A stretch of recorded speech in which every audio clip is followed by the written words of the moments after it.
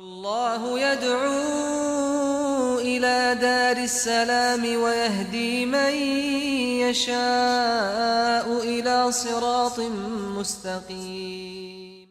And as soon as a person dies, then he has taken his first step towards al-akhirah. And therefore, his good deeds stop. There's no more good deeds anymore. And the recording of the angels stops. And the scrolls are rolled up.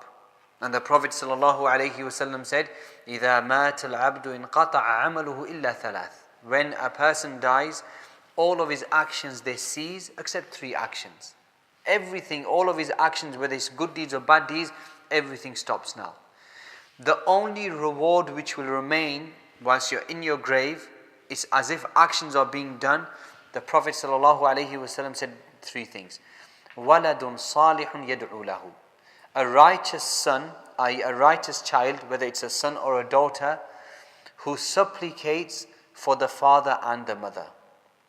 So, a son or a daughter supplicating for the father and the mother, just dua, this is one of the greatest acts of obedience that you can do towards your parents. And for this reason, some of the ulama, they have mentioned that birr al-walidain,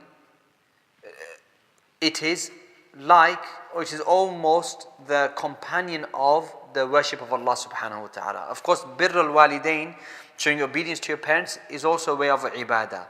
But it is linked to ibadatullah, worshipping Allah. How? Just as you have to worship Allah in every instance and every time, whether you're going through ease, whether you're going through difficulty, whether you are strong, whether you are weak, whether you are poor, whether you are rich, if you're alone, if you're in public, you have to worship Allah. Then same with birr al-walidain. So birr al-walidain, it isn't even specific to Islam only. Even the non-Muslim father or mother, we have to have birr towards them. We have to show them obedience and kindness in that which is correct. And also birr al-walidain, it isn't even restricted to whilst they are alive. Even after the parents have passed away, then birr al-walidain has to carry on for the Muslim parent. For the Muslim parent, after they've left the dunya, then birr al-walidain, it remains. And it is making dua for them. On the other side, from the side of the fathers and the mothers and the parents, then the greatest investment that they can make in this dunya is the educating of their children, i.e. within Islamic educating. And giving them a tarbiyah as-salihah, giving them a righteous upbringing and cultivation. So, when they have passed away and they're in their grave and all of their actions have stopped, but their reward is increasing and increasing. Why? وَلَدٍ صَالِحٍ يَدْعُو لَهُ. Due to a righteous child who is making a supplication for them. The second thing which carries on after a person enters into the grave is sadaqatun jariyah, is a continuous charity, meaning an act of charity which somebody did that people afterwards are going to carry on benefiting from it. If you gave food to a poor person, and no doubt this is a great act of charity, once that person has ate the food, then the reward of that charity, it stopped.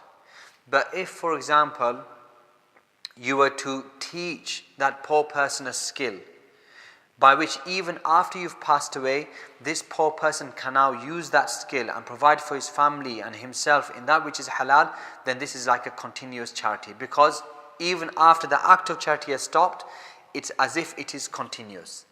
And the ulama mentioned, for example, building of the masajid, the founding of a well, and things like this, that the people will carry on benefiting from. This is the second thing which benefits a person after he has passed away. And then the third thing is ilmun yuntafa'u bihi, that a person leaves behind knowledge which people are going to carry on benefiting from. Even after you've passed away, the knowledge which you've left behind, whether they are lessons or lectures, videos, books, articles that you're leaving behind, or books that you've donated, mushaf that you've put in the masjid, a library that you've established in a country where there's tullab al-ilm, and therefore people are going to carry on reading it maybe for hundreds of years after you, and this library will remain, or these lessons will remain, or this book will remain, then this is also those actions that even in your grave, the reward is carrying on. And that is something that we should always be thinking about.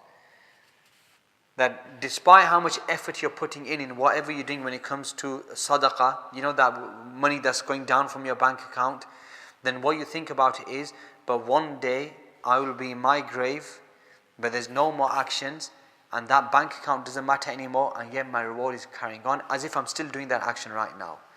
And the mercy and the virtue of Allah is even greater than this. Not only in the grave, even when you're at home and you're playing with your children, or you're eating your food, or you're speaking with your wife, but that continuous charity, it's as if you're still doing acts of righteousness, and your worship is increasing and your good deeds is increasing.